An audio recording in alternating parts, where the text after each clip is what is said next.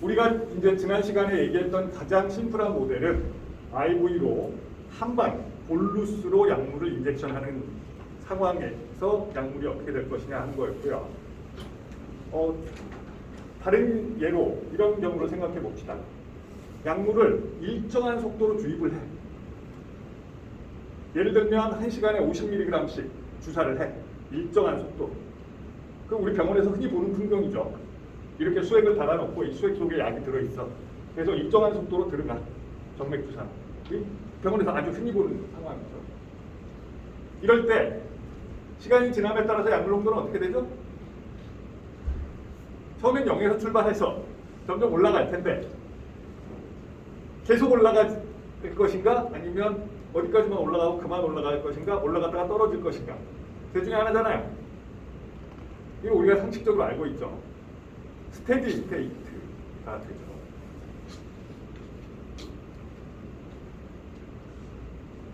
스테디 스테이트가 뭘까요? 스테디 스테이트가 뭐냐라고 물어보면 뭐라고 대답하셨을까요? 약물이 일정 정도에서 유지되는. 그렇죠. 어떤 레벨이 일정하게 유지되는 것을 말하는 거죠. 그러니까 우리말로는 항정 상태라고 흔히 얘기합니다. 네? 늘 일정한 상태? 이런.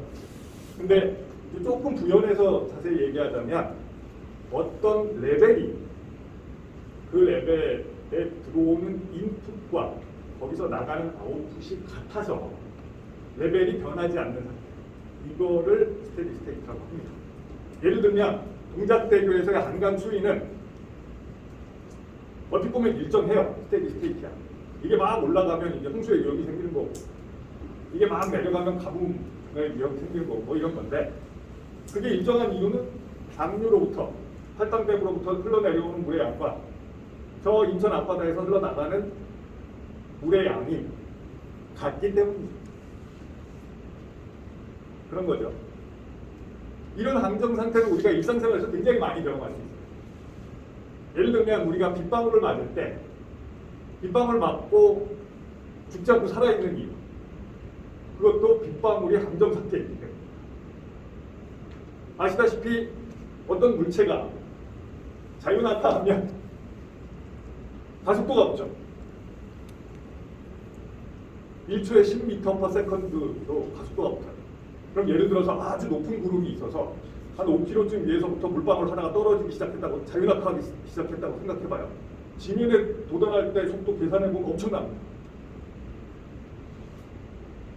총알의 기세로 머리에 와서 부딪힐 거랍니다. 근데 실제로는 그렇지 않죠. 빗방울을 보면서 그걸 아실 수는 없겠지만 사실 보면 빗방울은 등속 낙하하고 있어요. 가속도가 붙지 않아요. 그 이유가 처음에 당연히 가속도가 붙을 텐데 속도가 빠르면 빠를수록 공기의 저항도 커지기 때문이죠. 진공이 아니기 때문에. 속도가 커질수록 공기의 저항도 커지니까 언젠가는 속도와 그 공기의 저항의 힘이 같아서 가속도가 0이 되는 순간이 온다는 거죠. 그러면 그때부터는 등속 낙하. 이런 것도 일종의 속도의 스테디 스테이트, 한강 수위의 스테디 스테이트, 이런 것처럼 약도 똑같다는 거죠. 약물의 농도가 올라갈 거야. 계속 들어가니까. 들어가는 양은 누적된 양으로 보면 계속 증가하니까. 증가할 거야.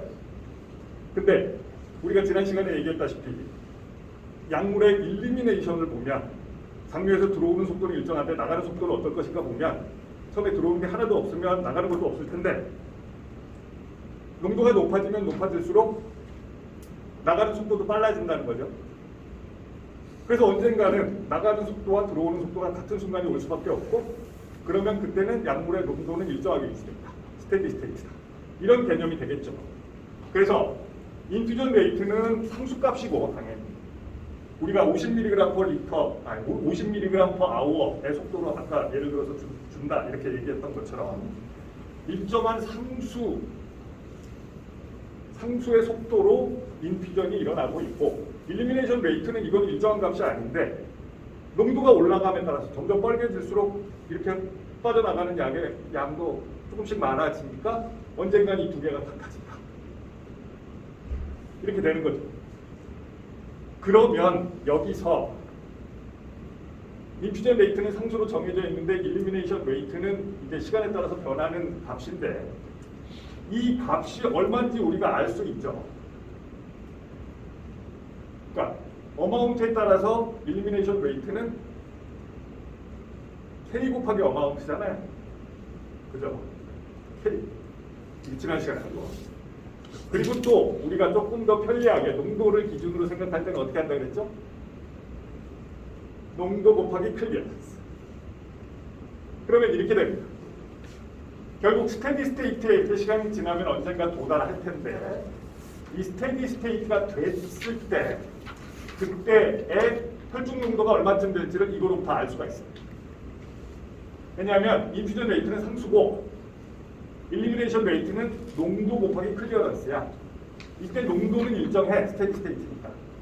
그럼 클리어런스 값만 알면 인퓨전 레이트는 정해져 있고 그러면 이 스테디 스테이트일 때 농도가 얼마일지를 우리가 알 수 있다는 거죠. 예를 들어서 빗방울이 지금 등속 운동을 하고 있는데 이게 속도가 얼마인지 우리가 알 수 있다. 이런 개념입니다. 그래서 우리가 스테디 스테이트까지 시간이 얼마나 걸릴지는 아직 모르겠으나 언젠가 스테디 스테이트가 올 것은 확실하고 그때 스테디 스테이트에 도달했을 때 농도, 스테디 스테이트 컨센트레이션은 인퓨전 레이트 나누기 클리어런스를 하면 된다. 예를 들어서 인퓨전 레이트를 100mg/h로 하고 있다고 칩시다. 근데 이 약물의 VD는 100이고 클리어런스는 50이야. 일리미네이션 레이트 컨스탄트는 0.5라는 뜻이죠. 반감기는 1.4시간이라는 뜻이죠.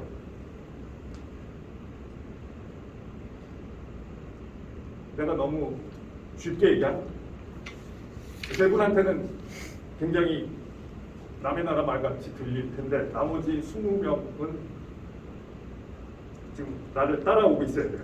이 사고의 흐름이. 네. 자, 그러면 언젠가 스테디 스테이트에 도달했을 때 그때 이 농도, 스테디 스테이트 컨센트레이션은 좀 전에 우리가 얘기한 것처럼 인퓨전 레이트 나누기 클리어런스를 하면 쉽게 구할 수 있다. 즉 2mg/L다. 1시간에 50mg씩 주사를 하면 이 약물의 경우, 즉 클리어런스가 50인 약물의 경우에는 그러면 스테디 스테이트 컨센트레이션은 2가 된다.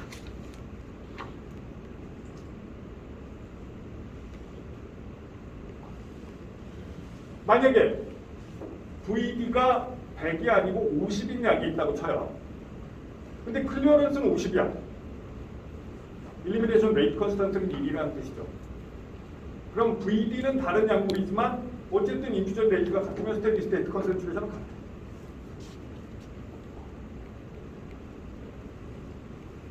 따라오고 있다고 치고 그래서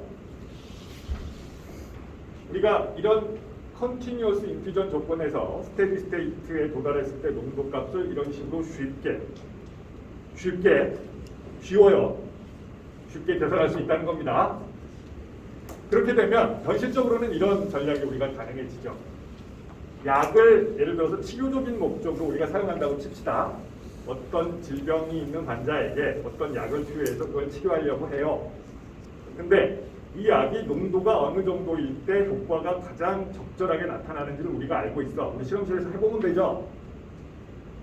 그래서 예를 들어서 이 약물이 2mg/L 정도의 농도로 플라스마에 존재할 때 그 효과가 가장 높고 부작용은 가장 적은 적절한 농도다라고 알려져 있어.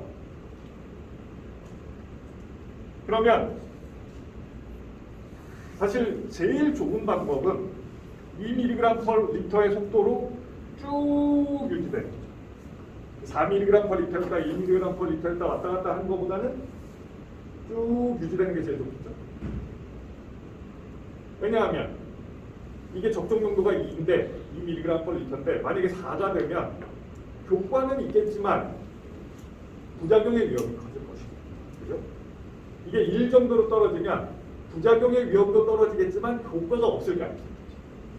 적정 농도라는 건 그런 겁니다. 항상.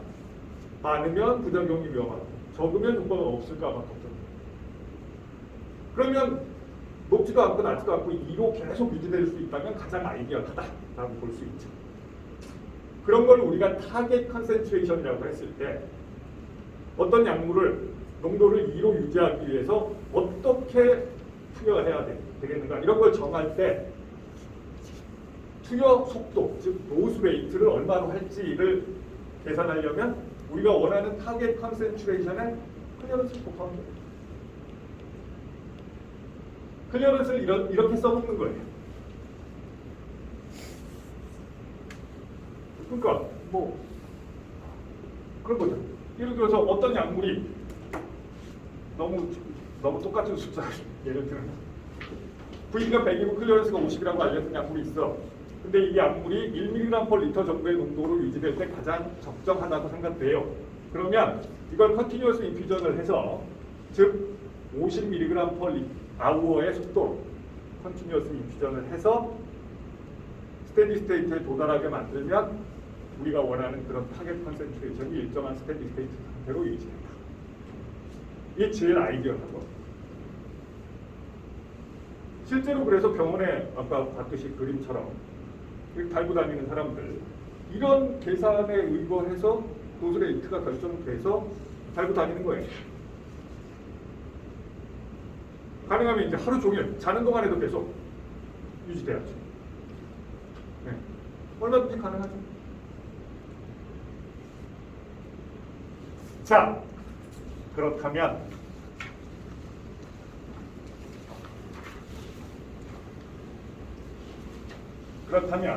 지금 조금 전에 우리가 봤듯이 이게 약물을 컨티뉴어스 인퓨전을 하고 시간이 이렇게 지남에 따라서 스테이트가 된다라고 얘기하면서 제가 그렇게 얘기했죠. 언제 될지 모르겠지만 어쨌든 언젠간 될 거다. 그리고 됐을 때 농도는 얼마다. 노즈 레이트는 아니기 클리어런스다. 이렇게 얘기했죠. 근데 지금 타겟 컨센트레이션이 정해져 있는데 급해. 만약에 이게 지금부터 인퓨전 해가지고 하루 뒤에 스테디 스테이트가 온다. 그럼 잘못하면 하루 동안은 요거가 없어. 급해. 빨리 스테디 스테이트에 들어가고 싶어. 그럼 이럴 때는 어떤 전략이 가능할까요?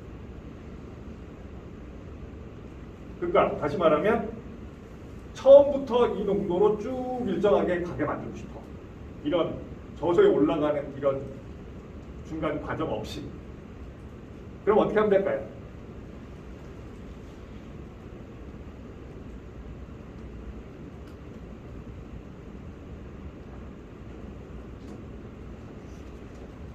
우리 이 똑똑하신 의과대학 학생들 공부 고등학교 때 잘하는 학생들을 대상으로 매년 이걸 물어보고 맞추는 사람이 있으면 상을 주거든요. 40명 중에 한 명이라도 있는 생각 별로 없어. 근데 5분 후에 알게 됩니다. 간단한 문제입니다. 사실은 알고 보면. 이 스테디 스테이트의 상황은 50mg/h 속도로 아까 예로 보자면 50mg/h의 속도로 인퓨전이 되고 있고 현재 농도가 1mg/L인 상태예요. 이 두 가지가 충족되면 돼. 근데 지금 요때 처음 상태는 뭐야? 50mg/h의 속도로 인퓨전이 되고 있는데 현재 농도가 0이야. 그럼 이때 그냥 현재 농도가 1인 상태에서 컨티뉴어스 인퓨전을 시작하면 돼. 현재 농도가 1이 되게 하는 거는 우리가 지난번에 했죠. VD가 100인 약물이 현재 농도가 당장 1이 되게 만들려면 100mg을 볼루스로 주면 돼. 이렇게 그림을 보면 좀 쉽죠. 이게 우리가 지난 시간에 봤던 볼루스로 인젝션 했을 때 시간이 지남에 따라 이렇게 된다는 거예요. 그리고 지금 조금 전에 본 게 이 그림. 수학적으로 이 두 개의 함수 그래프를 더한 값이 이렇게 돼요. 논리적으로 그렇잖아. 지금 현재 농도가 1mg/L고 50mg/h의 속도로 인퓨전하고 있어. 그 이후로 계속 그래. 그래서 답은 이겁니다. 그런 케이스에서 처음에 로딩을 한다고 우리가 표현을 합니다. 로딩을 100mg 볼루스를 인젝션해. 그 다음에 동시에 메인테넌스를 타겟 컨센트레이션 곱하기 클리어런스만큼으로 해서 컨티뉴어스 인피전을 해. 이 두 가지를 동시에 합니다. 이게 답이에요. 5분 만에 알겠지.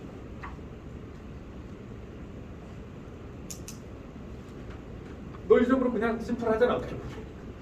두 가지 조건이 충족되면 되는 거야. 그래서 실제로 의사들이 약을 처방할 때 기본적으로 가장 아이디어하게 생각하는 방식은 이겁니다.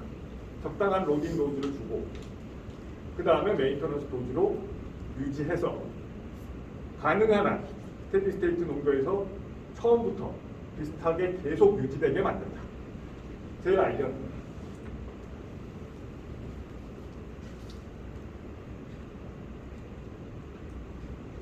이런 걸 로딩 도즈라고 부릅니다. 이렇게 IV 볼루스로 한 번 처음에 탁 주는 거예요. 이걸 알고 나면 이 그림으로부터 우리가 또 한 가지 알 수 있는 게 원래 그냥 컨티뉴어스 인피전을 했을 때 이렇게 되는데 스테디 스테이트에 도달할 때까지 얼마나 걸릴지 모르겠다라고 얘기했잖아요. 그것도 덤으로 알 수 있어요. 왜냐하면 요거랑 합친 게 일정한 값이라고 했는데 요거가 떨어지는 타임 코스를 우리가 알고 있죠. 요거가 떨어지는 만큼 얘가 채우는 거잖아. 그럼 반감기 한 번 지났을 때 반이 될 때 그때가 여기에요. 여기서부터 반이 될 때 스테디 스테이트에 반까지 올라가는 거죠. 그죠? 계산상 그래서 타임 코스도 우리가 계산을 시간이 지나고 나서 얼마 스테디 스테이트에 몇 %쯤까지 올라갔을 것이냐 이거를 이런 원리로 계산을 해볼 수 있다는 거죠. 그래서 예를 들면 IV 볼루스로 준 도즈가 반감기 한 번 지났을 때 처음 농도의 2분의 1, 그 다음에 두 번 지났을 때 4분의 1, 그 다음에 8분의 1, 16분의 1이 되는 것처럼 똑같이 컨티뉴어스 인퓨전만 한다면 우리가 맨 처음에 얘기했던 것처럼 그러면 반감기 한 번 지났을 때 2분의 1, 두 번 지났을 때 4분의 3, 세 번 지났을 때 8분의 7, 네 번 지났을 때 16분의 15만큼에 도달합니다. 그죠? 거의 그래요. 계산상. 거의.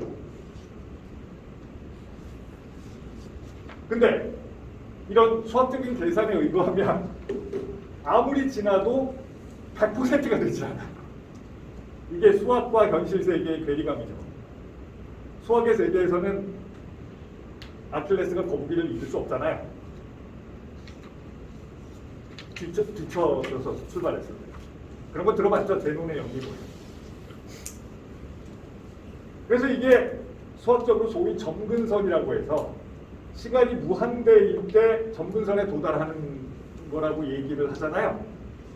그러면 스테디 스테이트에 도달하려면 무한대일 시간이 걸린다 이렇게 표현하면 현실에서는 맞지 않습니다. 현실에서는 아킬레스가 거북이를 이기거든요.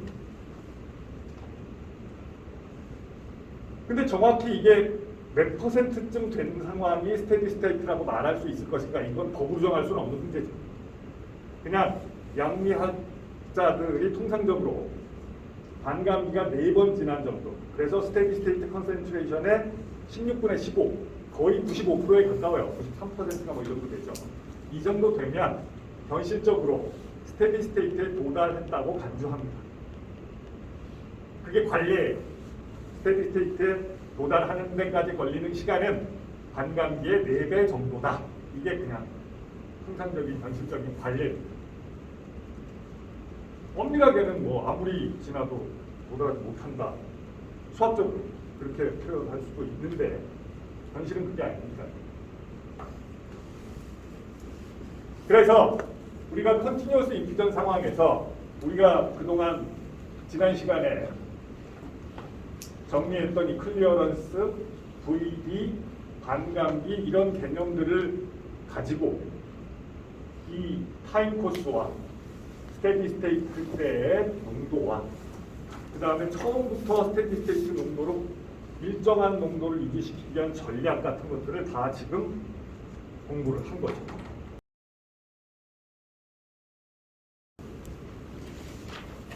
나머지 시간 동안 우리가 얘기하려고 하는 토픽은 크게 세 가지입니다.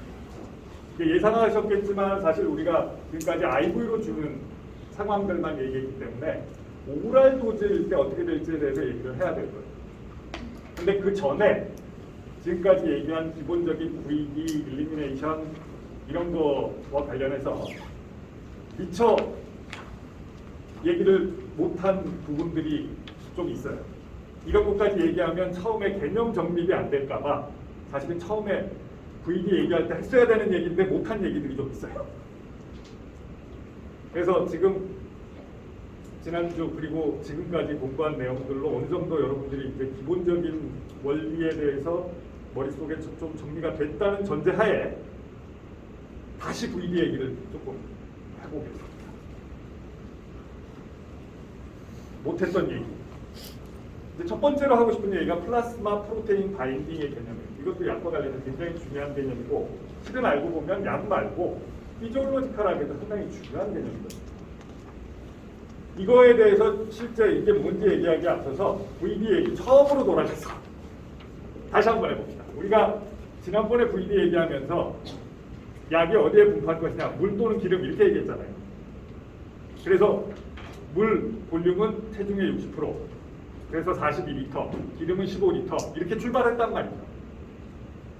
그러면서 그때 물, 기름 말고 딴 데 뭐 어딘가 달라붙는 약물은 일단 무시하자 하고 갔던 거예요.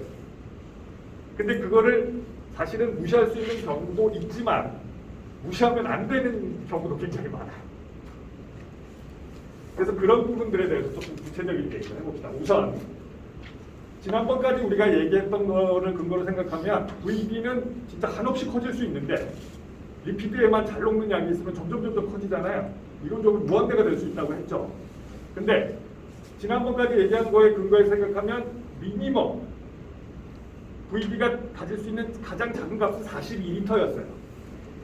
근데 실은 현실에서는 그렇지가 않다는 거예요. 예를 들면 물에 물론 당연히 일단 분포하는 걸 우리가 농도를 측정하는 건데 어떤 약물이 세포막 안으로 못 들어가는 약물이 있을 수 있어요. 실제로 임상에서 쓰이는 약물들 중에 그런 게 있어요. 세포막 안으로 안 들어가. 세포막을 통과 못해. 그러면 세포 안에는 존재하지 못하고 세포 밖에만 존재해요. 그러면 물 중에서 세포 안에 있는 물만큼은 분포할 수 없는 공간이에요. 이런 약물의 분포 공간은 VD는 익스트라셀룰라 워터죠. 몸의 워터가 42리터인데 그 중에 세포 안에 있는 물과 세포 밖에 있는 물의 비율이 2대1쯤 되죠. 네, 2대1쯤 돼요. 우리 몸 휴먼 바디에서 물이 42리터면 그 중에 28리터는 세포 안에 있는 물이에요. 사이토존이나 마이토콘드리아 매트릭스나 뭐 이런 것들도 다 물이잖아요. 그게 전체 물의 3분의 2, 28리터쯤 되는 거죠. 그리고 익스트라셀룰라 워터, 세포 바깥에 있는 물, 이게 다 합쳐서 14리터쯤 되는 거예요. 근데 그 14리터 중에 플라스마는 한 3리터 정도가 돼요. 3리터보다 조금 작아요. 대략 반올림에서 3리터쯤 된다고 가정하고 계산해 봅시다. 그러면 물 중에 3분의 2, 42리터 중에 28리터는 세포 안에 있고 또 세포 바깥에 있는 물 중에 11리터는 혈관 바깥에 있고 혈관 안에 있는 물은 3리터 정도가 된다. 이렇게 볼 수 있죠. 혈관 안에 있는 물이라 하면 플라스마를 얘기하는 겁니다.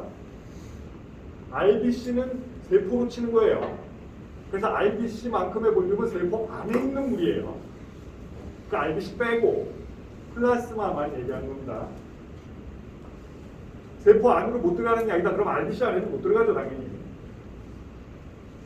자, 그러면 어떤 약물이 세포 안으로 못 들어간다 그러면 이 약물의 분포 용적은 14리터였잖아요. 근데 어떤 약물이 혈관 밖으로 못 빠져나간다. 실제로 단백질 같은 걸 우리가 주사하면 큰 사이즈의 단백질 같은 거를 주사하면 혈관 밖으로 못 나가요. 사이즈가 크니까. 그럼 혈관 안에만 갇혀 있어요. 그럼 이런 약물의 VD는 3리터 정도밖에 안 돼요.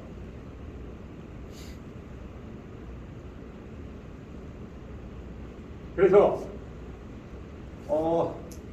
물에 존재하는 약, 기름에는 안 녹는다 치고 물에만 존재하는 약 중에서도 세포 안으로 못 들어가는 약의 VD는 세포 바깥 ECF, 익스트라셀룰라 플루이드만큼이고, 만약에 혈관 밖으로도 못 빠져나가는 건데 IV로 주사했다. 그러면 그 약물의 VD는 플라스마 볼륨 정도밖에 안 된다. 그러니까 이론적으로 어떤 약물의 VD가 제일 작을 때 가질 수 있는 값은 플라스마 볼륨 정도다 라는 얘기입니다. 자, 그래서 그게 이제 일단 기본적으로 먼저 우리가 이제 그 백그라운드를 깔고 들어가야 되는 부분이고, 이제 플라스마 프로테인 바인딩이라는 거에 대해서 얘기를 해볼게요. 이게 이제 조금 전에 예를 들었던 것처럼 어떤 약물이 프로테인처럼 사이즈가 커서 혈관 밖으로 물리적으로 못 나가는 경우에 그러면은 플라스마 안에만 갇혀 있게 되는데, 우리가 보통 이런 약물은 흔치 않고 우리가 약물로 사용하는 약물은 보통 스몰 몰레큘이라서 혈관을 대부분 잘 혈관 안팎을 통과하는 건 굉장히 쉬운 물질들이란 말이죠. 카필러리에서 빠져나가기도 하고 다시 들어오기도 하고. 근데 그런 약물들 중에 어떤 것들은 자기가 프로테인처럼 사이즈가 큰 건 아닌데 프로테인에 달라붙는 물질이 있어요. 이거는 사실은 우리가 바이오 케미스트리 배울 때 처음에 배우는 아주 기본적인 화학적 원칙과 관련이 있습니다. 이게 기본적으로 우리 몸의 솔벤트가 물인 상태에서 어떤 물질이 하이드로포빅하면, 물에 잘 안 녹는 그런 성질을 갖고 있으면 화학적으로, 그러면 하이드로포빅한 것들끼리 뭉치죠. 그런 거를 그래서 몰레큘라 인터랙션 중에 하이드로포빅 인터랙션이라고 부르잖아요. 그렇게 불러요. 생화책에 나와, 화학책에도 나와. 네. 생화학적으로 중요한 현상이죠. 그래서 어떤 약물이 하이드로포빅한 물질이다 그러면 주변에 있는 몰레큘들 중에 하이드로포빅한 사이트에 가서 달라붙는 성향이 있단 말이죠. 그래서 예를 들면 우리 몸 안에 있는 정상적인 그 성분들 중에서 예를 들어서 하이드로포빅한 거 대표적으로 플라스마에 있는 것 중에 하이드로포빅한 거 대표적인 거 예를 들면 패티 애시드. 패티 애시드가 있어요. 지금 이 순간에 여러분들이 에너지를 몸에서 만들고 있을 때 그 에너지의 연료가 되는 것 중에 제일 많은 거는 플라스마에 있는 패티 애시드. 글루코스가 아니고. 사실 그래요. 근데 이 패티 애시드가 아시다시피 기름이야. 물에 안 녹아. 잘. 아주 조금만 녹을 수 있어요. 솔루비티가 매우 낮아. 근데 혈중 농도를 재보면, 패티 애시드의 혈중 농도를 재보면 제법 높아요. 뭐 밀리몰라 레인지는 아니어도 몇백 마이크로몰라 이 정도까지만 올라간단 말이죠. 이게 그냥 물에 녹이면 절대 안 녹아요. 그렇게까지. 그럼 이 패티 애시드는 어떻게 플라스마에 녹지 않으면서 이렇게 존재할 것인가? 이거 아는 분 있을 텐데. 혹시 아는 사람 있어요? 실험하다가 가끔 이런 거 하게 되기도 하는데, 우리가 예를 들면 뭐 패티 애시드에 해당하는 거 뭐 어떤 거 올레익 애시드나 무슨 팔미틱 애시드 같은 거를 예를 들어서 셀 컬처를 하는데 거기다가 주려고 한다, 이런 실험들 해본 경험이 있는 분도 있을 텐데, 그러면 패티 애시드를 물에 안 녹는 패티 애시드를 그냥 몇 개 틱 넣어주면 안 되잖아요. 어떻게 할까요? 프로테인에 붙입니다. 실제로 우리 몸 안에 있는 플라스마에 지금 돌아다니고 있는 이 패티 애시드도 프로테인에 붙어 있어요. 대부분. 알부민에 붙어 있어요. 알부민에 붙어 있어요.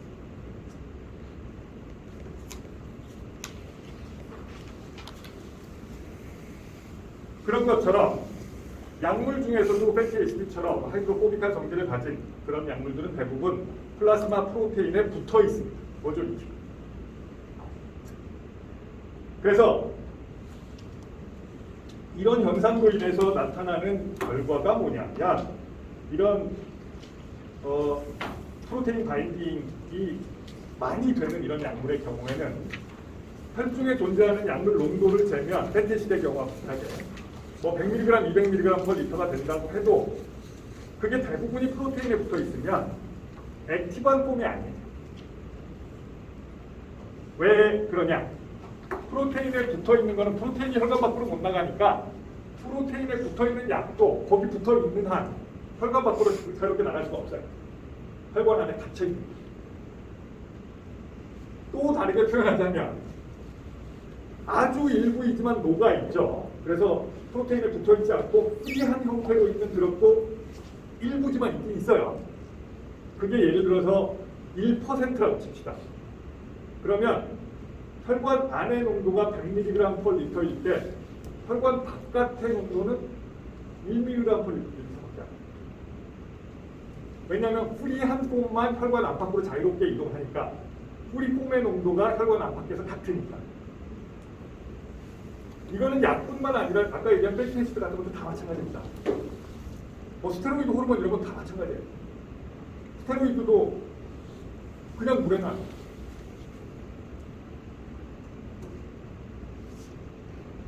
그래서 예를 들면 아까 얘기한 알부민이나 뭐 글로불린 중에 몇 가지 뭐 하여튼 어느 프로테인에 달라붙는다 이게 정해진 건 아니고 서로 뭐 잘 궁합이 맞는 프로테인이 어디가 붙어요. 근데 이제 일단 혈관에 있는 그러니까 플라즈마에 있는 프로테인들 중에 양적으로 봤을 때 압도적으로 알부민이 많으니까 많은 약물들이 알부민에 가서 달라붙죠. 그리고 붙어있지 않은 프리폼의 농도가 실제로 액티브한 드럭의 농도라고 볼 수 있다. 그래서 혈관 안과 밖의 농도는 다르다. 예를 들어서 1mg per 리터의 혈중 농도를 보이는데 플라스마 프로테인 바인딩이 90%다 이렇게 표현되어 있으면 프리드럭의 농도는 0.2라는 뜻인 거예요. 안 어렵죠? 이게 왜 이렇게 따져봐야 될 문제인가 하는 것은 예를 들어 보면 알 수가 있습니다. 와파린이라는 약이 있어요. 이게 이제 항응고제예요. 근데 이 약물이 이제 특히 프로테인 바인딩이 높아요. 그러니까 혈중 농도 플라스마에서 농도를 쟀을 때 그 중에 99%는 프로테인에 붙어 있는 폭이고 프리폼은 1%밖에 안 돼요. 이런 약물이 이렇게 알려져 있어요. 찾아보면 대략 VD는 10리터다. 되게 작죠? 네. 이만큼 붙으니까. 그래서 예를 들어서 이런 약물을 100mg을 볼루스로 IV로 인젝션 한다고 가정을 해보면 일단 혈중 농도는 VD를 갖고 쉽게 구할 수 있죠. 혈중 농도는 10mg per 리터가 돼요.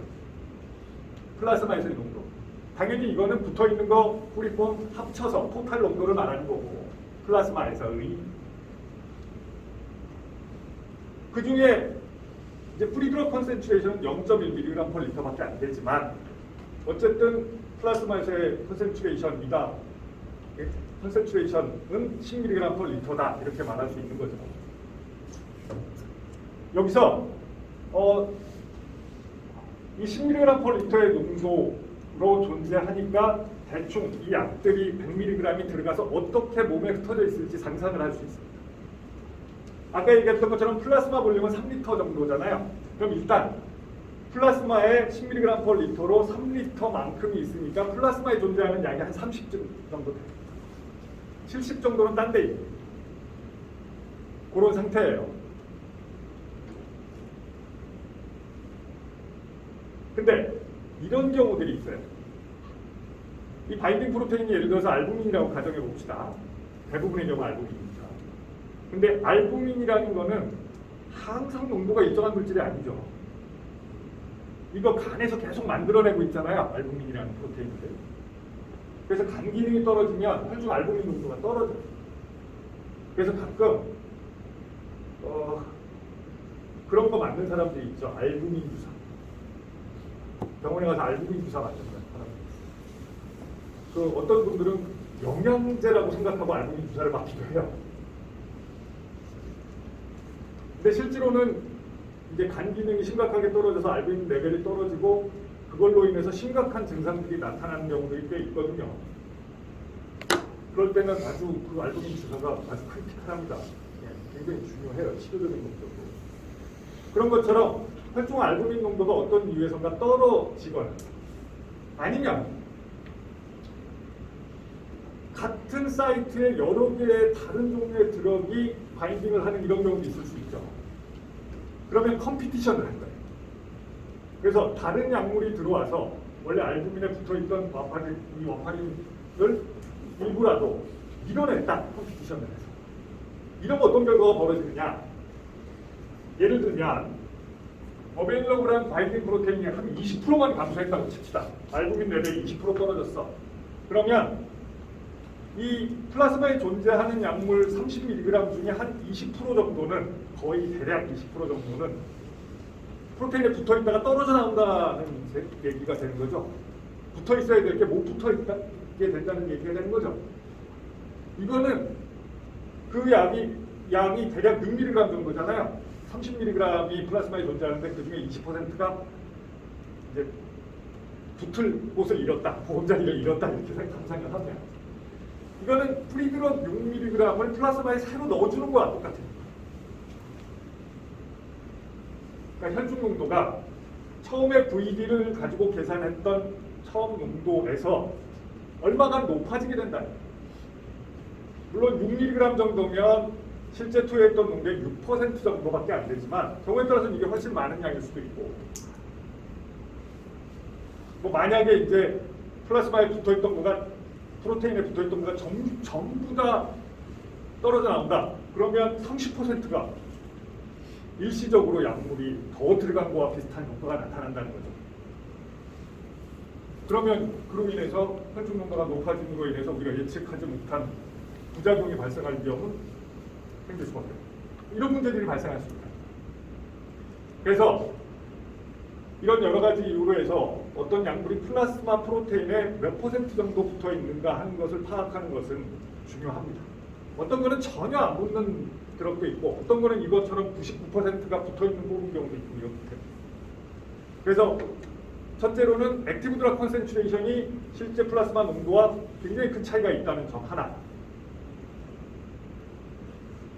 그 다음에 이게 플라스마 프로테인 바인딩에 변동이 생기는 경우, 그러니까 바인딩 프로테인이 감소하거나 같은 사이트를 놓고 드럭들 간의 컴피티션이 일어나거나 이런 일이 벌어지면 실제 액티브한 드럭 컨센트레이션에 변동이 생길 수 있다는 점. 이런 것들 때문에 플라스마 프로테인 바인딩은 어떤 약물의 파마코키네틱스를 얘기하는 데 있어서 반드시 추가적으로 거론이 되는 요소 중에 하나입니다. 플라스마 프로테인 바인딩.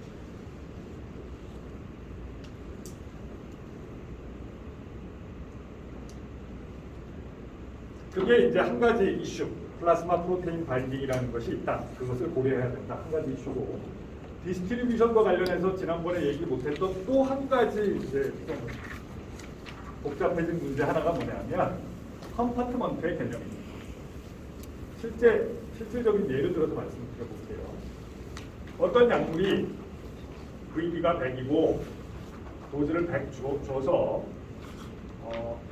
혈중 약물 농도는 이제 아마도 초기에 1mg/L가 될 것이다 라고 예측을 했죠, 우리가 지금까지.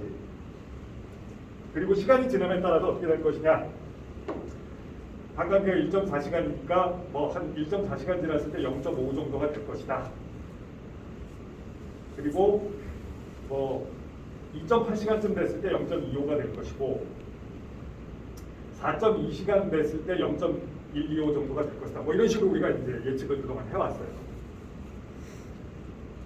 그리고 이거를 시간에 따라서 플로팅을 하면 이런 지수함수 커브가 나왔었는데 컨센트레이션의 로그 값을 잡으면 직선이 되죠. 이 직선인지 아닌지를 보면 이 패턴이 맞는지 아닌지 쉽게 알 수가 있습니다. 그래서 로그 값을 잡아서 보면. 그 엑셀에서 그림 그리다 보면 Y 스케일을 뭐 로그 스케일로 할 거냐 그냥 스케일로 할 거냐 이런 거 물어보잖아요. 왜? 필겨 만들 때. 이럴 때 써먹으라고 있는 거예요. 근데 모든 약물이 그런 것은 아니지만 상당수의 약물은 이 실제로 측정을 해보면 약물 볼루스로 인젝션하고 총 10분지라서 그럼 1에서 조금 떨어진 정도가 예측되는데 이거 이제 계산해 보면 이 정도가 나온다는 뜻이에요. 근데 1.2가 돼. 예를 들면 그렇다는 거예요. 이런 경우들이 많아요. 예측한 값보다 높은 거예요. 이런 일이 어떻게 하면 생길 수 있죠? VD가 100이라 그랬는데 100에 100을 넣으면 1이 돼야 되는데 농도가 분명히 넣은 양은 100mg 도수예요. 그럼 VD가 100이 아니었다는 얘기밖에 안 되죠. VD가 100보다 작았다는 얘기죠. 실제 VD는 왜 그런 일이 발생했을 것인가? 그런 겁니다. 이게 VD가 100이다 그러면 대충 우리가 플라스마 프로테인 바인딩 무시하고 없다 치고 봤을 때 대략 VD 100 중에 42리터는 물이고 58리터는 기름에 해당하는 값이죠. 이게 얼핏 생각해봐도 기름의 실제 볼륨은 15리터 정도밖에 안 되는데 그게 VD의 58리터로 계산이 됐다는 얘기는 리피드 솔루빌리티가 워터 솔루빌리티가 이 약물의 경우 몇 배 정도 된다는 얘기인 거죠. 플라스마 프로테인 바인딩이 없다고 가정하면 따라오고 있는 건가? 따라온다 치고 그러니까 상당한 양이 준 약의 반 좀 넘는 정도가 기름에 사실은 분포한다는 뜻이에요. 물이 아니고. 근데 그 기름 지난번에 얘기했었죠. 그 기름은 실제로 어디 있어요? 여기. 그다음에 저 복강 내에. 그다음에 뭐 팔다리, 뭐 허벅지, 엉덩이 이런데 이런데 피하 지방들 이런 것들이잖아요. 이런 것들은 평상시에 블러드 퍼퓨전이 그렇게 원활하게 되는 리전이 아닙니다. 그죠? 그렇다 보니까 여기에 분포하는데 시간이 걸릴 수 있다. 그러니까 이게 물과 기름이라는 두 개의 이제 좀 구별되는 컴파트먼트의 약이 이쪽에도 분포하고 이쪽에도 분포해야 되는데 물에는 즉각적으로 분포하는 데 비해서 기름에는 분포하는 데 시간이 걸릴 수가 있어요. 왜냐하면 블러드 서플라이가 원활하지 않아서 혈류를 통해서 약물이 거기에 도달하는데 충분한 속도가 나지 않을 수 있고 그 다음에 거기에 그 티슈에 도달한다고 했을 때 이게 이 플라스마에 있던 약물이 물에 있던 형태의 약물이 기름에 녹아 들어가는데 시간이 걸릴 수가 있죠. 녹는 현상 자체도 일종의 케미칼 리액션이고 시간이 걸린단 말이에요. 그래서 이런 딜리버리, 약물이 지방 조직, 실제로 최종적으로 분포해야 될 리피드 컴파트먼트에 딜리버리 되는 퍼퓨전 레이트, 그 다음에 그렇게 딜리버리가 된 이후에 리피드에 녹아 들어가는 솔베이션의 속도, 이런 것이 시간이 지체될 수 있어요. 즉각적으로 안 된다는 거죠. 그러면 이게 완전히 될 때까지는 극단적으로는 이만큼의 VD는 없는 것처럼 작동한다. 그렇게 되겠죠? 그래서 시간이 지날 때까지 한동안은 약물의 혈중 농도가 예측한 것보다 높게 나옵니다. 이게 정확히 수학적으로 계산하기는 어려운데 상당히 많은 종류의 약물들이 이런 패턴을 보여요. 로그로 Y축 스케일을 잡으면 직선이 나와야 되는데 두 개의 직선이 보이는 거죠. 이렇게 나와요. 이게 컴파트멘탈리제이션의 결과입니다. 워터 컴파트먼트와 리피드 컴파트먼트의 분포하는 속도가 달라서 워터에는 거의 즉각적으로 분포하는데 리피드에는 서서히 분포하게 나타나는 현상입니다. 무슨 현상인지 이해는 가시죠?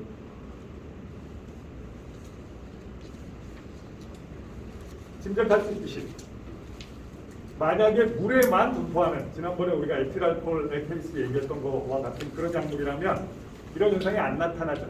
나타날 수가 없죠.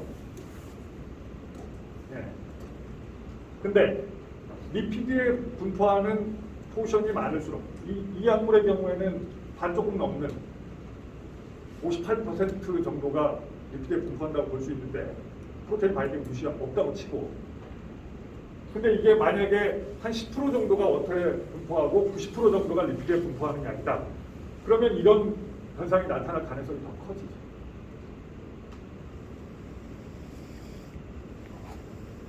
그래서 사실은 지난번 VD 개념 자체를 설명할 때도 우리가 워터에 녹는 거, 리피드에 녹는 거 이 두 가지를 계속 반복적으로 강조해서 말씀드렸던 것처럼 이게 하이드로포빅하냐, 그러니까 하이드로필릭하냐, 리포필릭하냐 화학적으로 이거가 파고키네틱스의 모든 면에서 지대한 영향을 미칩니다. 프로테인 바인딩에도 결정적인 영향을 미치고 컴파트멘탈리제이션에도 결정적인 영향을 미치고 원리가 하나라는 거죠.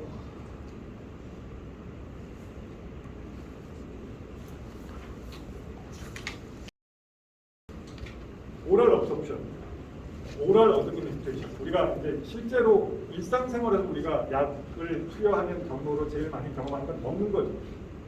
주사 맞을 일은 흔치 않고 먹는 경우들이 좀 더 흔한 경우인데, 당연히 예측하시다시피 먹으면 IV 볼로스로 주는 것보다 이게 참 복잡해지죠, 일이.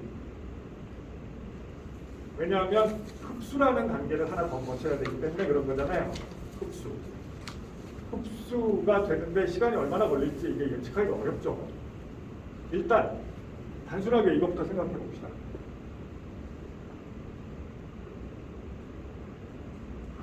그러니까 흡수의 개념이란 시스테믹 서큘레이션에 들어가는 거다. 그 얘기 했죠. 그러니까 먹은 게 장에서 소화돼서 장세포를 지나서 혈관으로 들어가서 심장으로 들어간 상태. 그래서 이제 전신으로 그 다음에 쫙 퍼져나갈 수 있게 된 상태. 사실상 심장에 도달하는 것이 흡수된 거라고 볼 수 있다. 이렇게 얘기했었죠. 그러면 흡수가 안 되는 것들은 어떤 게 있을까? 심장까지 못 가는 거 먹었는데 지난번에 뭐 토해내거나 설사하거나 하면 못 갈 수 있다고 얘기했죠. 또 뭐 다른 것들 뭐 굉장히 많은 이유들이 있을 수 있어요. 어떤 것이 흡수가 제대로 안 되는데 뭐 또 어떤 거 있을까요? 한번 상상을 해봅시다.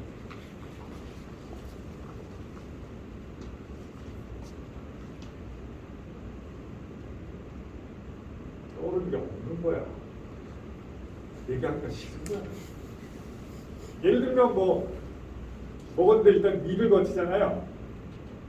위산에 의해서 화학적으로 데그레데이션 되는 그런 물질들도 있어요. 위 내에 pH가 엄청 낮잖아요. 애시딕한 pH에서는 데그레데이션 되는 그런 물질들도 있어요. 그래서 위가 한번 이제 관문 역할을 하는 거죠. 우리가 먹은 거에 대해서. 자, 그러면 위산까지 잘 버텨냈어. 위산을 버텨내고 12장으로 넘어갔어. 아, 이제는 애시딕하지 않아. 그 다음에 이게 흡수가, 그러니까 시스테믹 서큘레이션에 못 들어가게 관문 역할을 하는 다른 요소는 뭐가 있을 수 있죠?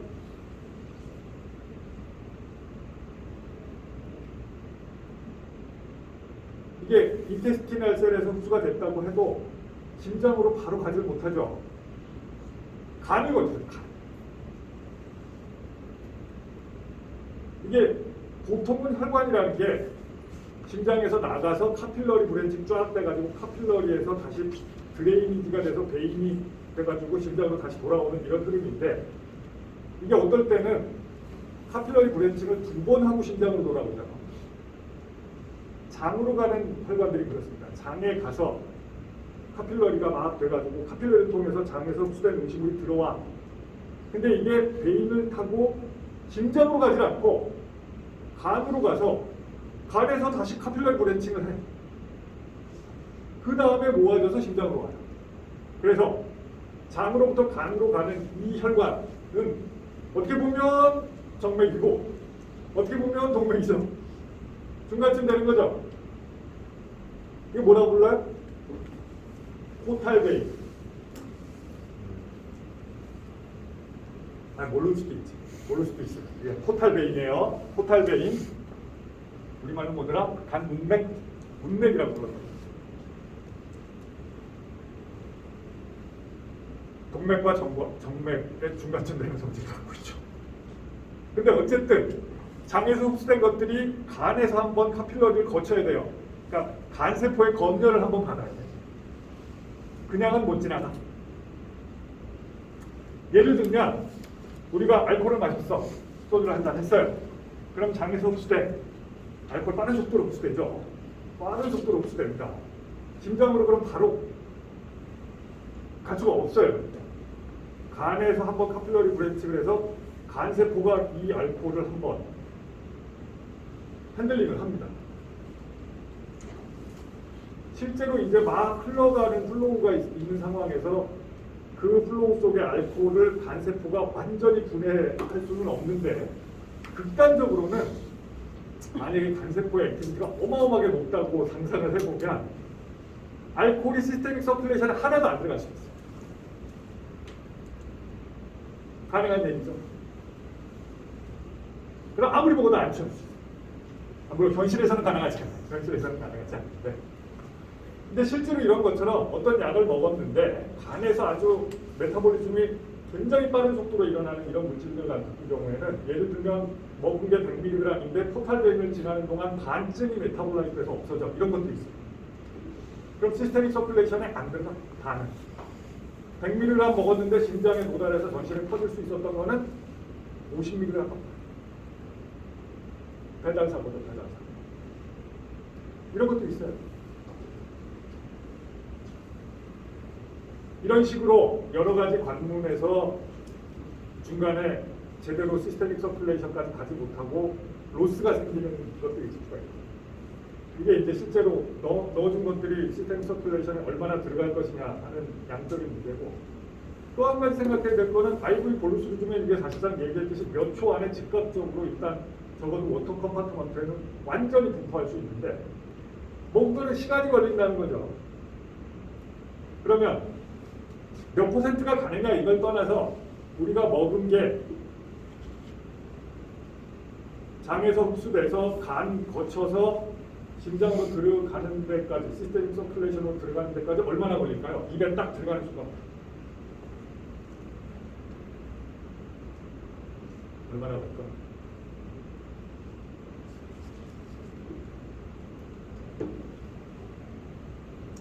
단체로 그때 다른다. 그러면 그 다음 질문 뭔지 알겠죠? 어떨 때 어떠냐가 중요한 거죠. 어떨 때 오래 걸릴까요? 어떨 때 오래 걸릴까?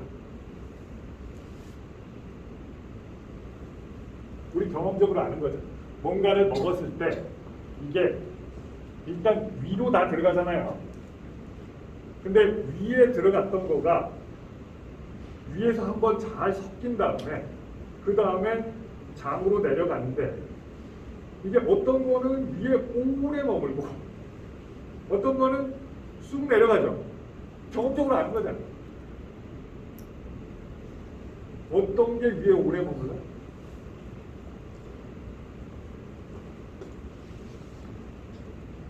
영양 성분으로 봤을 때 크게 이제 우리가 먹는 것들의 성분이 크게 세 가지 있잖아요. 카보하이드레이트, 리피드, 프로테인. 프로테인이 제로예요. 그러니까 음식물 안에 프로테인의 함량이 높을수록 위에 머무는 시간이 길어져요.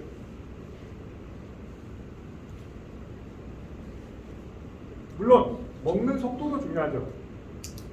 아무리 프로테인이라 그래도 아주 조금씩 지속적으로 계속 먹으면 컨티뉴어스 인퓨전하면 나중에 어느 정도 시간이 지나고 나서는 들어가는 속도랑 장으로 내려가는 속도가 같아질 테니까 먹는 속도도 중요한데, 그러니까 우리가 단시간 내에 볼루스로 먹는다고 쳤을 때 프로테인 함량이 높을수록 위에서 장으로 내려가는 속도는 이제 늦어진다. 이거를 이제 우리말로는 뭐라 그러죠? 게스트릭 엠프팅 타임이라고 합니다. 위에서 엠프팅 되는 속도, 시간. 가스트릭 엠프팅 타임.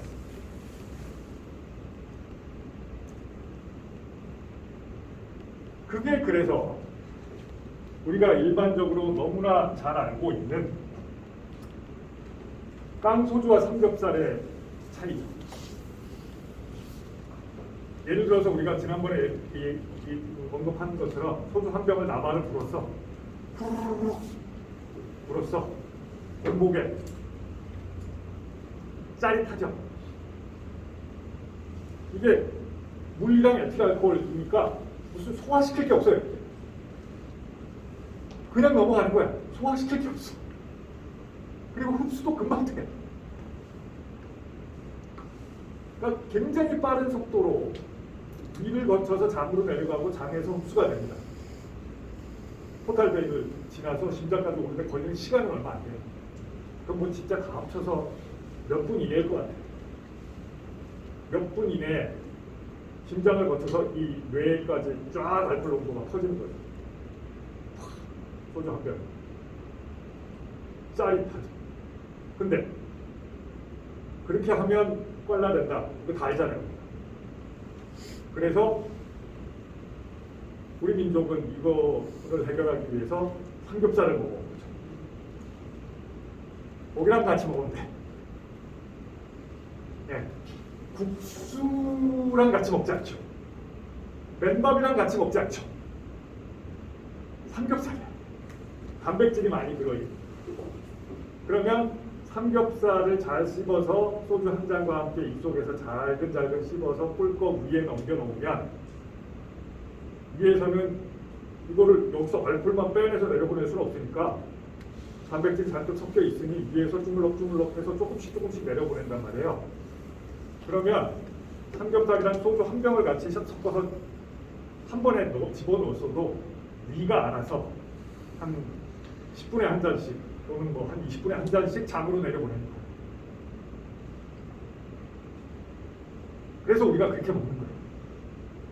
그렇게 먹어야 한꺼번에 혈중 농도가 너무 높아지지 않고 꽐라되지 않고 즐겁게 술을 마실 수 있다 라는 거를 누구나 다 알고 있는 거예요. 삼겹살 말고 밥이랑 같이 먹어야 돼. 쿠키 같은 거 먹어야 돼. 국수 안 돼.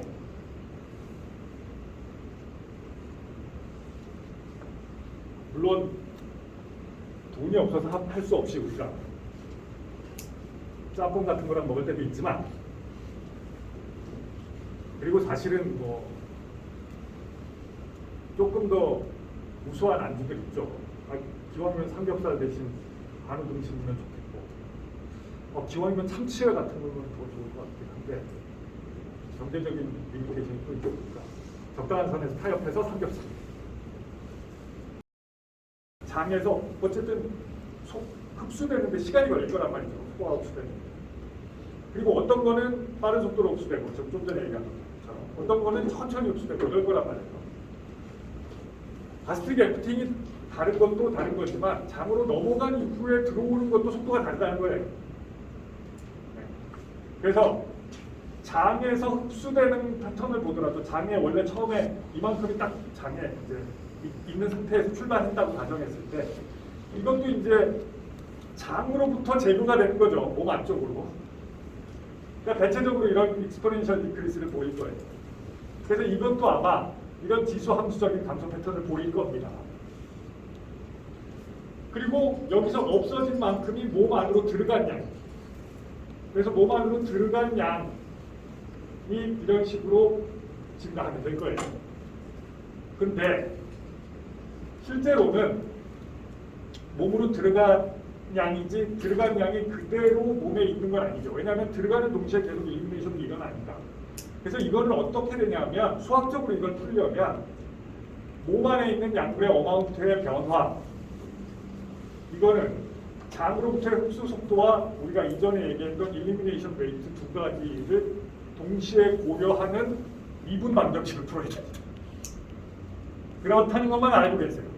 이 미분 방정식을 어떻게 풀지에 대해서는 고민하지 마시고, 그런 것까지 우리가 할 수는 없잖아요.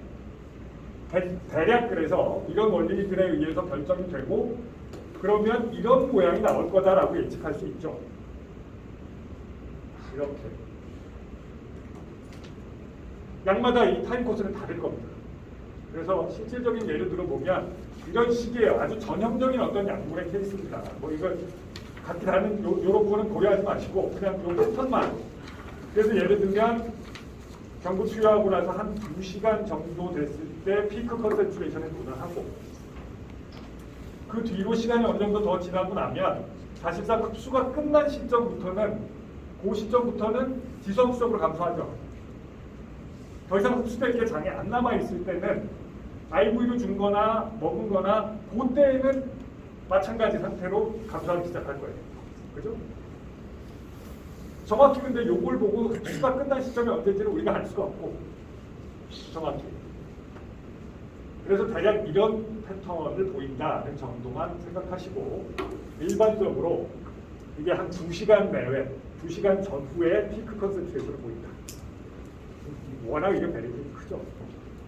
그러니까 진짜 단백질이랑 같이 먹었느냐, 뭐 그냥 맨밥이랑 먹었느냐, 공복에 먹었느냐.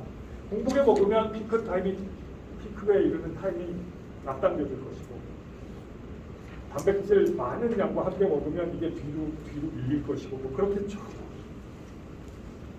그래서 정확히 예측하기는 어렵지만 전반적으로 저런 패턴을 보일 것이다라고 예측할 수 있고요. 그런 상태에서 이제 아까 우리가 했던 질문 요 문제 한번 들어가 봅시다. 대략 어떤 패턴일지를 염두에 둔 상황에서 들어간 양이 아까 얘기했듯이 이제 일부 중간에 로스가 생길 수 있는데 100mg 먹였는데 100mg이 들어갈지 아닐지 우리가 알 필요 없잖아요. 시스테믹 서큘레이션에 100mg 중에 몇 mg이 시스테믹 서큘레이션에 들어가느냐 하는 것이 약물마다 다를 거예요. 예를 들어서 위에서 막 매시브하게 부서지는 약물, 간에서 포탈베인에 들어온 이후에 시스테믹 서큘레이션에 들어가기 전에 간에서 매시브하게 메타볼리즘 되는 약물, 이런 거는 어떨 때는 한 50%만 들어가고 어떤 건 뭐 30%만 들어가고 이럴 수도 있단 말이죠. 그래서 실제로 100mg 줬을 때 시스테믹 서큘레이션에 몇 mg쯤 들어갔을 것이냐 하는 거를 바이오 어베일러빌리티라고 부릅니다. 생체 이용률. 100mg 중에 몇 mg이 시스테믹 서큘레이션에 들어갔느냐.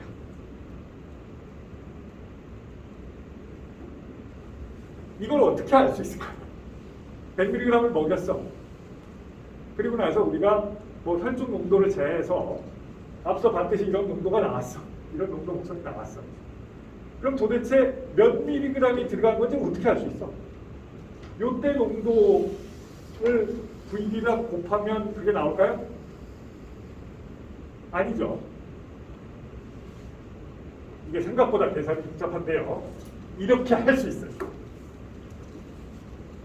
뭐냐면 이런 원리를 생각하면 됩니다. 예를 들어서 어떤 약물이 바이오 어베일러빌리티가 100%가 안 돼. 얼마쯤일지는 모르겠는데 중간에 로스가 생겨. 흡수가 안 되거나 포탈베인 지나면서 없어지거나. 근데 이 약물이 일단 시스테믹 서큘레이션에 들어가고 난 이후에는 유린을 통해서만 배설이 된다라고 가정을 해봅시다. 그러면 100mg 먹이고 나서 그때부터 계속 유린을 받아서 모으는 거예요. 더 이상 유린에 약이 안 나올 때까지. 그리고 그때까지 나온 약물의 총량을 구합니다.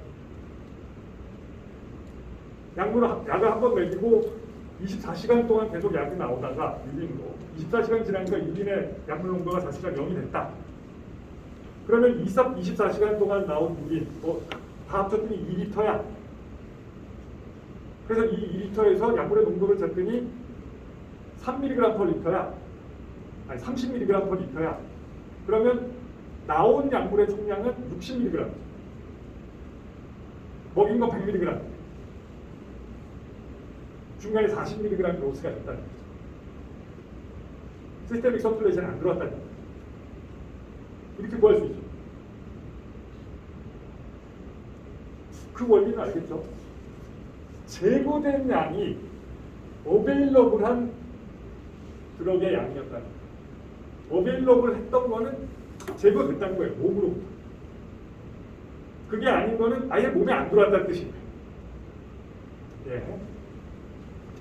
그래서 이런 식으로 유린으로만 배설돼서 유린에서 그 배설된 양을 측정할 수 있는 심플한 경우도 있을 수 있지만 실은 대부분의 약물은 그렇지가 않죠.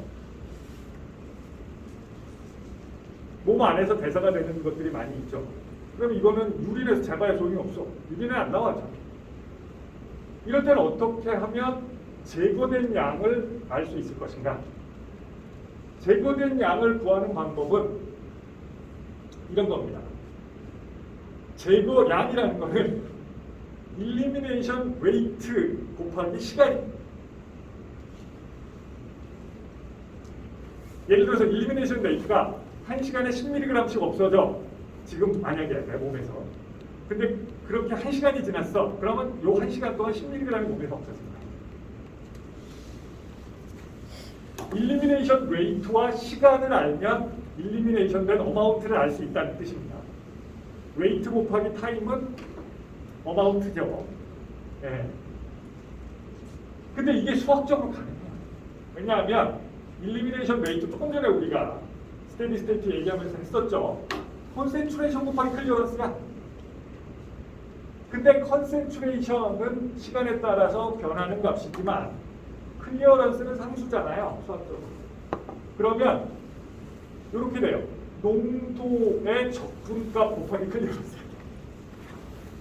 그래서 이 농도의 적분값이라는 게 알 수만 있다면 이 두 개를 곱해서 우리가 바로 elimination 된 amount를 구할 수 있다는 거예요.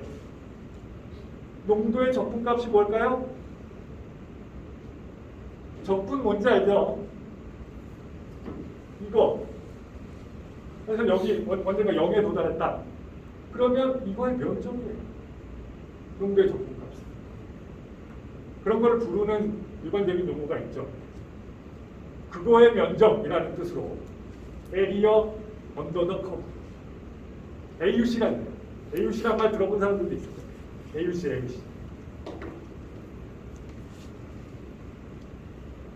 그러니까 시간에 따른 농도 변화를 플로팅했을 때 나오는 곡선, 그 커브의 아래쪽 면적, AUC. 요거를 구하면 그거의 클리어런스를 곱했을 때 이것이 곧 어베일러블 했던 약물의 총량이라는 뜻입니다. 물론 이 면적을 우리가 뭐 자를 대서 구할 수 있는 건 아니지만 요즘은 뭐 그냥 이렇게 플롯을 쭉 해놓으면 컴퓨터에서 쉽게 면적을 계산해 주죠. 뭐 구하는 건 쉬워요. 우리가 직접 뭐 계산기로 할 수는 없지만 거기다가 클리어런스 값을 곱해주면 된다. 그래서 이렇게 AUC 곱하기 클리어런스를 한 답, 요것이 곧 제거된 양을 의미하고 그것이 곧 실제로 흡수된 양, 즉 시스테믹 서큘레이션에 들어간 양을 의미하는 거고 도즈에 비해서 그게 얼마나 되느냐 하는 것이 바이오 어베일러빌리티다. 인 겁니다. 그래서 도즈는 100mg이었는데 요것이 만약에 80mg이었다. 그러면 20mg이 중간에 로스가 있었다는 얘기고 바이오 어베일러빌리티는 0.8 또는 80%였다는 뜻입니다. 0.8이다 또는 80%다 이렇게 표현해요. 다시 말해서 바이오 어베일러빌리티는 AUC 곱하기 클리어런스 나누기 도주다.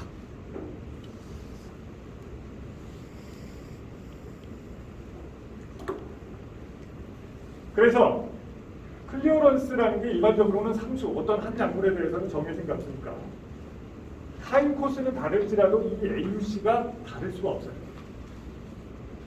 예를 들면 아까 얘기한 것처럼 이런 커브가 있을 때 내가 그 얘기했었죠. 요거 얘기하면서 만약에 이게 공복에 먹으면 이 피크 타임이 앞으로 당겨질 것이다. 단백질 많이 같이 먹으면 뒤로 밀려날 것이다. 그래서 커브 모양은 바뀔 거라는 거예요. 근데 변하지 않는 거는 커브의 AUC라는 거죠. 그래서 예를 들면 커브의 모양이 정상적으로 이런 A의 모양이었는데 예를 들면 이거가 이제 삼겹살이랑 먹었어. 소주의 예처럼. 그래서 게스트릭 FT 타임이 더 많이 걸리고 뭐 어쨌든 피크 타임이 지연됐어. 그랬을 때 그냥 피크 타임이 지연되고 커브의 모양이 겹쳐지거나 더 작거나 할 수가 없다는 거예요. 이렇게 된다. 그래서 결과적으로 면적은 요 A 커브와 C 커브의 면적은 같아요. 근데 만약에 A 커브였던 거가 어떤 조건에서 B 커브처럼 됐다. 그러면 이것은 클리어런스가 커진 게 아니라면 바이오 어베일러빌리티가 작아져. 수식만 놓고 생각하면 간단해요. 도즈 곱하기 바이오 어베일러빌리티는 AUC 곱하기 클리어런스. 그럼 뭐 이게 뭐가 AUC가 반이 됐다. 그러면 바이오 어베일러빌리티가 반이 됐거나 클리어런스가 2배가 됐거나 그렇지 않고서는 이 등식이 맞질 않죠. 그런 얘기를 하는 겁니다. 원리. 그래서 우리가 어떤 조건이 바뀔 때 클리어런스가 변한다든지 바이오어베일러빌리티가 변한다든지 할 때 혈중 농도의 패턴이 어떻게 변할지를 어느 정도는 예측할 수 있다라는 거죠. 그렇죠? 그래서 뭐 예를 들어서 흡수 속도가 감소한다. 그럼 느려지는 거죠. AUC는 안 변해요. 흡수 속도만 느려진다는 거예요. 피크 타임 지연되고 피크 컨센트레이션은 밑으로 내려가지만 AUC는 같아요. 아까 얘기한 그런 사람. 클리어런스 증가하면 AUC 자체가 작아져. 피크 타임도 단축되고 이런 경우 뭐 이런 것들.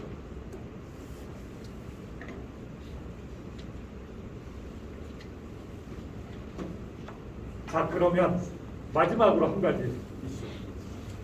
실제로 우리가 약을 먹는 경우는 그러면 그렇게 딱 한 번 먹었어. 소주 한 병 나발 불듯이. 그게 아니죠. 소주 한 병 나발 불고 내일 저녁 때 또 한 병 나발 불고 이런 거죠. 실제로 우리가 약을 먹는 경우는 보통 하루에 뭐 3번 먹거나 2번 먹거나 경우에 따라서는 뭐 1번. 통상적으로 그렇죠. 뭐 아스피린이나 타이레놀은 뭐 3시간에 한 번씩 먹는 경우도 있고 뭐 그렇잖아요. 멀티플 오랄 어드미니스트레이션을 한다는 거죠. 그러면 농도 변화는 어떻게 될 것이냐? 올라갔다 내려갔다 하겠죠. 사실 이게 뭐 꼭 약이 아니고 밥도 마찬가지예요. 혈당 치고 올라갔다 내려갔다 하는 거랑 비슷합니다. 이게 어떻게 될지 계산을 한번 시도해 봅시다. 근데 대충 패턴은 이렇게 짐작이 돼요. 그냥 한번 오랄 줬을 때 이렇게 올라갔다 떨어질 때 만약에 이게 완전히 0이 된 상태에서 다시 준다. 그러면 똑같은 모양의 커브가 그냥 반복되겠지만 만일 아직 몸에서 완전히 일리미네이션이 되지 않은 상태에서 준다. 그러면 이때 피크 농도보다 더 높은 피크 농도로 올라가겠죠. 그래서 플럭추에이션은 있지만 어쨌든 평균적인 농도를 보면 이렇게 증가하는 패턴이다. 근데 같은 도즈 레이트로 준다고 해도 만약에 인터벌을 짧게 하면 하루에 한 번 먹던 거를 하루에 2번 먹는다. 만약에 이런 식으로 가정을 하면 플럭추에이션의 크기는 작아지고 평균 농도의 변화는 다르지 않겠죠. 왜냐하면 도즈 레이트가 같은 거예요. 그러니까 이런 겁니다. 그러니까 하루에 100mg씩 한 번 먹어 하는 대신에 하루에 2번 50mg씩 먹어. 12시간 간격으로. 이렇게 하면 요거와 요거의 차이가 나타납니다. 어디 봐도 알다시피 이렇게 하면 플렉추에이션의 크기가 작아지니까 피크와 미니멈 컨센트레이션 사이의 이 격차, 진폭 이거가 작아지겠죠. 근데 뭐 하루에 2번이 아니고 하루에 뭐 4번 먹어. 아니 하루에 10번 먹어. 아니 24번, 1시간에 한 번씩 먹어. 이렇게 인터벌을 줄이다 보면 컨티뉴어스한 인퓨전하고 똑같아지죠. 그렇게 되겠죠? 도즈 레이트만 같다. 하루에 먹는 양이 똑같다. 예를 들어서 아까 얘기했던 컨티뉴어스 인퓨전 50mg per hour의 속도로 준다. 그럼 하루에 주는 총량이 1200mg이 되잖아요. 그럼 1200mg 하나를 매일 먹거나 600mg씩 2번 먹거나 400mg씩 3번 먹거나 평균적인 농도의 변화는 같다. 이 말이죠. 그렇게 되겠죠. 도즈 레이트는 바뀌죠. 그래서 이거는 사실은 계산을 하려면 우리가 앞서 얘기했던 싱글 오랄 어드미니스트레이션 했을 때의 커브 이게 되게 플럭추에이션이 크잖아요. 그거에다가 뭐 복잡한 계산을 해야 될 텐데 이런 게 변하는 패턴이 어느 정도일지를 보기 위해서 우리가 오럴 어드미니스트레이션 이후에 사실상 즉각적으로 완전히 흡수된다고 가정을 한번 해봅시다. 즉 IV 볼루스로 주는 경우와 똑같다고 가정을 해봅시다. 오랄로 줬을 때. 그러면 계산이 가능해져요. 예를 들어서 50mg/h의 속도로 준다. 하루에 1200을 준다는 뜻이잖아요. 그죠? 근데 이거를 뭐 하루에 몇 번을 주느냐와 관련해서 계산하기 쉽게 반감기에 한 번씩 준다고 가정해 봅시다. 주고 나서 그 다음에 줄 때 반 떨어져 있을 때 준다. 이렇게 가정을 해보자고요. 그러면 이거 반감기가 2.4시간이잖아요. 여기 나와 있듯이 클리어런스 50이고 K 값은 0.5고 우리 지금 계속 똑같은 거 숫자를 예시를 하는 거예요. 50mg/h고 그래서 반감기는 1.4시간인데 1.4시간에 한 번 주려면 70mg을 줘야죠. 그러니까 한 번 줄 때. 그죠? 시간당 50mg이니까. 자, 이렇게 준다고 칩시다. 그럼 처음에 한 번 딱 주면 70mg 주면 혈중 농도 0.7mg이 딱 돼요. 맞죠? 반감기 지나고 나서 처음 줬던 농도가 0.35로 떨어지죠. 그때 또 한 번 탁 줘. 그러면 그때 농도는 0.7 플러스 0.35가 되죠. 그죠? 반감기 또 한 번 지났어. 그럼 처음에 0.7 줬던 거는 0.7 곱하기 4분의 1로 떨어져 있고 두 번째 줬던 거는 0.7 곱하기 2분의 1로 떨어져 있고 세 번째 준 거 다시 0.7만큼 올리겠죠. 그러면 그 결과로 농도값이 0.225가 아니 1.225가 돼요. 이쯤 얘기하면 뭔지 알겠죠? 등비수열의 합이에요. 그죠? 등비수열의 합이야. 등비수열의 합. 1 더하기 2분의 1 더하기 4분의 1 더하기 8분의 1 더하기 16분의 1 더하기 32분의 1 더하기 점점점 하면 얼마예요? 2.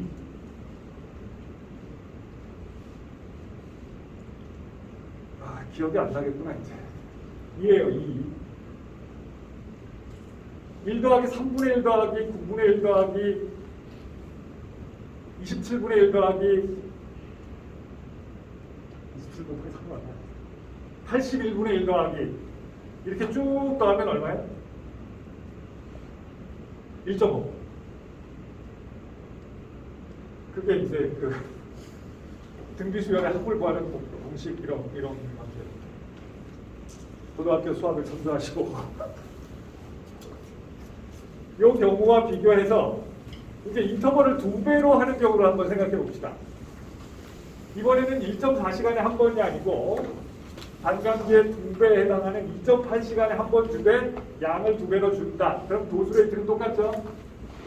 이때는 어떻게 될지 생각해 봅시다. 처음의 경우에는 0.7 됐다가 0.35 됐다가 1.05로 올라가서 0.52로 떨어졌다가 1.25로 갔다 이렇게 농도가 이렇게 가는 거잖아요. 이 경우는 어떻게 될까요? 처음에 1.4가 돼요. 0.7이 아니고. 그리고 2.8시간 지났을 때 보면 1.4 곱하기 4분의 1이니까 0.35까지 떨어지고 그 다음에 1.75로 올라가고 0.437로 떨어지고 1.837로 올라가고. 그래서 수식으로 보면 조금 전에 보여드렸듯이 n번 지났을 때 농도, 맥시멈, 피크 농도는 이렇게 구할 수 있고요. 이게 이제 그 수학책 표현으로 하자면 1-r분의 1-r의 n승 곱하기 초항. 예, 들은 기억은 나죠? 옛날에 오래전에 그런 거예요. 이게 이 등비수열의 합의 원리는 굉장히 중요해요. 경제학에서도 굉장히 중요한 원리고. 그리고 미니멈 컨센트레이션을 구하는 건 쉽죠. 맥시멈 컨센트레이션에서 인터벌만큼 시간이 지났을 때 얼마로 떨어지느냐만 계산하면 돼요. 그죠? 그래서 뭐 수식상으로는 이렇게 돼요. 요거로부터 E의 마이너스 KT승을 곱하면 되는 거죠. 숫자가 이렇게 어렵게 돼 있어서 굉장히 거부감이 느껴지시겠지만 원리는 굉장히 심플해요. 등비수열의 합의 공식만 알면 돼. 그래서 이론적으로 이렇게 됩니다. 이 공식에 의거해서 생각하면 조금 전에 얘기한 그 이런 케이스일 때 50mg/h의 속도로 도즈레이트를 했을 때 처음에 1.4시간에 70씩 주면 스테디 스테이트, 즉 이 t가 무한대라고 가정했을 때 1.4와 0.7 사이를 왔다 갔다 해요. 근데 140mg씩 2.8시간에 1시간씩 한 번씩 준다. 그럼 1.87과 0.47을 왔다 갔다 해요. 이 공식에 넣어서 계산해요. 플럭추에이션이 커진다라고 얘기했던 게 실제로는 이 정도 차이를 보인다는 거죠. 예를 들어서 이 약물이 1.5부터는 부작용의 위험이 커져. 그러면 이렇게 하면 부작용의 위험이 훨씬 적고 이렇게 하면 부작용의 위험이 높고. 예를 들어서 이 약물이 0.5 이하로 떨어지면 효과가 없어. 그럼 이때는 한동안 효과가 없고 이거는 계속 효과가 있고 이렇게. 사실 제일 아이디어하기로는 어떤 약이든 상관없이 자주 조금씩 먹는 게 좋아요. 같은 하루에 1200mg이라 그래도 1mg씩 1200번 먹는 게 제일 좋다고. 근데 이제 현실적으로 그게 불가능하죠. 현실적으로 그게 너무 불편하니까 심지어 우리가 밥도 한 톨씩 1분에 한 톨씩 하루 종일 먹으면 제일 혈당치가 유지가 잘 되겠죠. 그게 불가능하니까 하루에 2번 먹든지 3번 먹든지 뭐 이렇게 총량을 2번 또는 3번에 나눠서 먹는 거죠. 약도 똑같잖아요. 그래서 이제 타협을 하는 거죠. 자주 먹으면 좋은데 부작용이 안 나타나고 효과가 계속 유지될 수 있는 가장 편리한 인터벌이 얼마일까? 그래서 이게 이제 부작용의 위험이 적고 뭐 그런 약물인 경우에는 한 번만 먹이는 거예요. 하루에.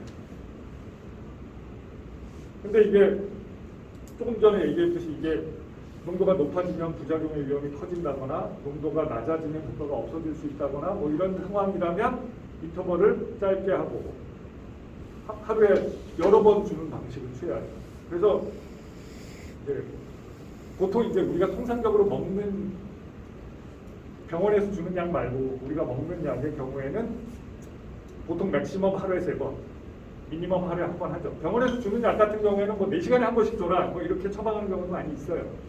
뭐 6시간에 한 번, 하루에 4번 이런 경우도 있고 아주 예민한 약물의 경우에는 그냥 얘기했듯이 컨티뉴어스 인퓨전으로 그냥 일정한 약물 농도를 유지하는 방법을 취하고 그렇게 하는 거죠.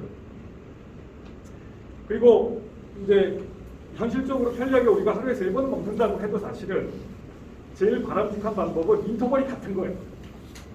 인터벌이 달라지면 한참 있다 먹으면 혈중 농도가 많이 떨어진 상태에서 먹으니까 피크 농도도 낮고 그 다음번에는 인터벌이 작아지니까 피크 농도가 높아지고 이렇게 플럭추에이션이 더 커지죠. 그래서 예를 들어서 하루에 3번 먹는다. 그럼 8시간에 한 번 먹는 게 좋죠. 잠자는 시간이 걸리니까 밤 12시에 먹고 아침 8시에 먹고 그 다음에 오후 4시에 먹고 이러면 되죠. 그게 제일 바람직해요. 근데 이게 어려운 거야. 8시간에 한 번 먹으라 이게. 시계 보면서 약 먹는 게 불편하니까 하루 3번 먹되 그냥 보통의 경우에는 식후 뭐 보통 식후 30분 이렇게 나오죠. 밥 먹을 때 먹어라 이거야. 밥 먹을 때 먹어라. 근데 8시간에 한 번 먹는 게 이론적으로 더 바람직한 건 맞아요. 그리고 밥 먹을 때 먹을 경우에는 아까 얘기했듯이 게스트릭 애프팅 타임 같은 것이 약물 농도에 큰 영향을 미칠 수 있기 때문에 늘 일정한 조건에서 먹는 게 좋죠. 예를 들어서 밥 먹기 전에 공복에 먹든가 아니면 밥 먹고 나서 이 위의 내용을 밥과 섞던가 둘 중에 어느 게 좋을까요? 밥과 섞는 게 좋죠. 왜냐하면 소주하고 똑같아요. 한꺼번에 약의 농도가 확 올라가지 않고 서서히 올라가는 거예요. 인터벌이 자동적으로 길어지는 효과죠. 그러니까 식전에 먹으라고 안 하고 식후에 먹으라고 하는 거예요. 그러니까 엄밀하게 말하면 꼭 식후라기보다는 밥이랑 같이 넣으라는 거예요. 약을. 식후 30분이라고 하는 거는 그냥 과학적인 근거 없는 관례예요. 밥이랑 같이 먹어도 돼. 밥이랑 섞이기만 하면 돼. 밥 먹기 직전에 먹어도 상관없죠. 뭐 5분 전에 먹었는데 이미 다 내려가고 밥이 그 다음에 들어가고 이러진 않을 것 같아요. 그래서 다른 특별한 이유가 없는 한 약물이 혈중 농도가 가능한 한 플럭추에이션이 적게 유지하는 것이 바람직한데, 그러기 위해서는 인터벌이 짧은 게 좋고 흡수가 서서히 일어나는 게 바람직하고, 그래서 굳이 식사와 관련해서 먹는다면 식전보다는 식후가 나을 것이고, 인터벌은 대신 식사에 맞추다 보니까 이제 인터벌은 안 맞는 거죠. 아침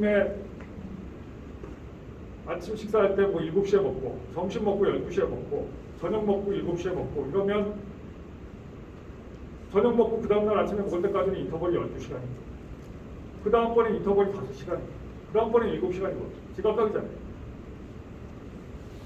그리고 또 하루에 3끼밥을 꼬박꼬박 먹는 사람이 별로 없으니 아침에는 공복에 먹고, 점심 때는 밥 먹고 나서 먹고, 저녁 때는 밥 먹고 나서 먹고, 이렇게 그때그때 달라지고, 이게 사실은 그래서 아이디어란 방법은 절대 아닌 거예요.